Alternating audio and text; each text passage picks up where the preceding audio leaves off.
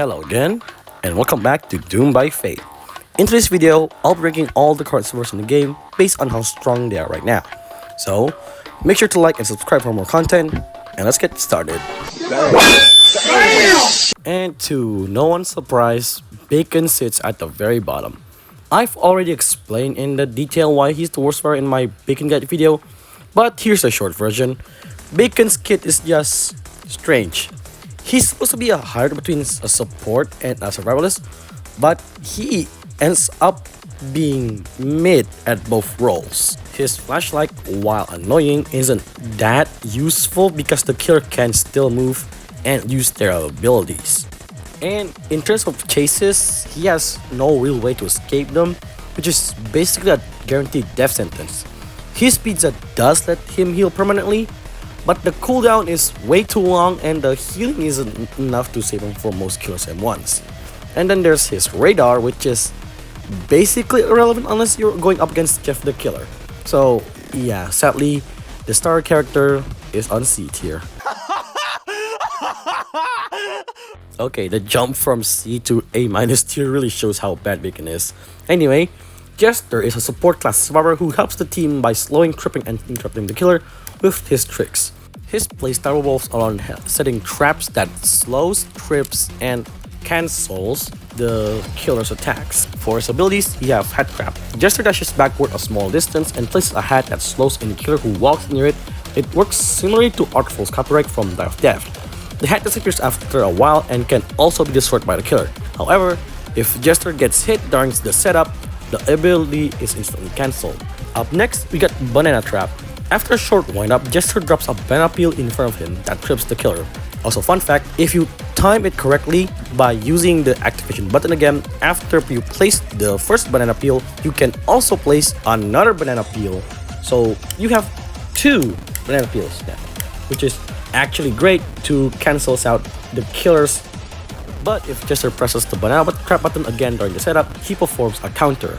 If the killer hits them with a close range attack during this moment, the killer gets stunned instead. Now, it is harder to perform, but it is there to help you when you get caught suddenly by the killer. And lastly, we got Pie. Jester throws a pie in the direction he's facing. If it hits the killer, it cancels whatever action they were doing and slows them for a short duration. Overall, Jester is a strong support survivor who can also keep himself alive with his banana trap counter, making him a hybrid between support and survivalist. Yeah, compared to him, Bacon really just sucks.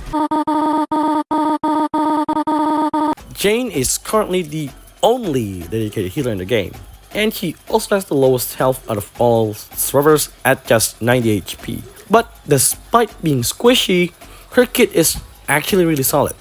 Let's go over her abilities. Set Heal. Jane pulls out her medkit laptop and heals the targeted players for 3 HP.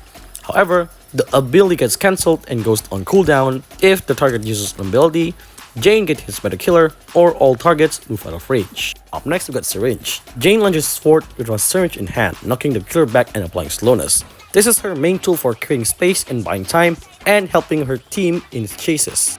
And lastly, we got Patch Up. Jane pulls out a regular medkit and heals herself for 35 HP. You can also cancel this by pressing the activation button again. Overall, Jane is a very strong support kit, especially for solo play. She can heal her team, sustain herself, and even slow the killer with syringe to escape dangerous situations or help teammates. Yeah, at this point, I'm starting to think the devs just straight up hate Bacon.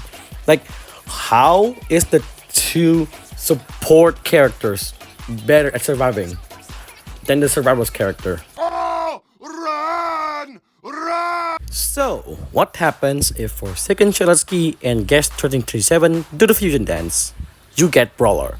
Now, he doesn't have a self-heal, but he does have a 110 HP and a strong melee-focused Sentinel kit that mixes Shelatsky's playstyle with a few tricks borrowed straight from Guest 1337.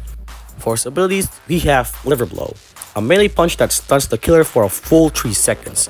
Unlike Shelatsky's Sword Swing, there's no sound cue, but the animation is very telegraphed, so the best way to use it is when the killer least expects it, like around corners or during loops. And now we got Pocket Sand. This ability has 3 actions. The first one, which is the pickup action, which is the first time you activate, Brawler scoops up a handful of sand. And you get the second option, which is Throw. When used again, he performs a long wind-up and throws the sign in front of him. It's a melee range blind that knocks back the killer and blinds them briefly. And then you got Dodge, the hidden third action. If the killer hits Brawler during the wind-up, he automatically dodges the attack, taking no damage. After successfully triggering the pocket sand dodge, you can instantly follow it up with a faster liver blow, basically turning it into Guest 1367's parry block combo. Overall, Brawler is a strong sentinel who can be a huge annoyance to killer and an excellent pick for coordinated teams. So imagine combining Guest 1367 and Chance from Forsaken. You get Soldier from Doom by Fate.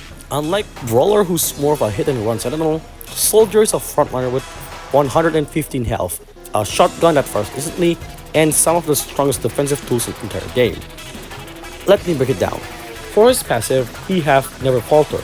Soldier never limps, even when he drops below half HP. This is insanely strong because limping makes several easy pickings for killers.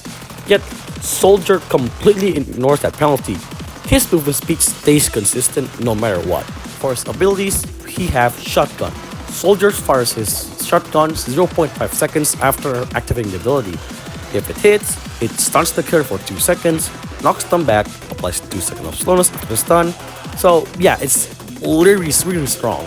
It's basically a mid-range instant punish button with no reactable windup.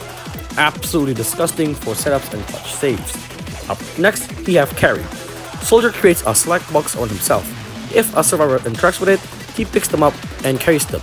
This cancels if Soldier uses an ability, but there is a big drawback. If Soldier takes any damage while carrying someone, both take full damage. Killers can bully a Soldier with bad dodging skills by abusing this. And lastly, we got Block. Soldier bases himself, reducing all melee damage to 0. After blocking 3 hits, he automatically ends the block with a punch that knocks back the killer, staggers them, and slows them for 2 seconds. The knockback is surprisingly strong, great for punishing killers off high ground. Just make sure you don't accidentally launch them toward your teammates.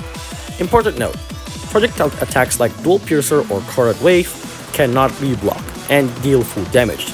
Soldier is an absolute monster when played correctly.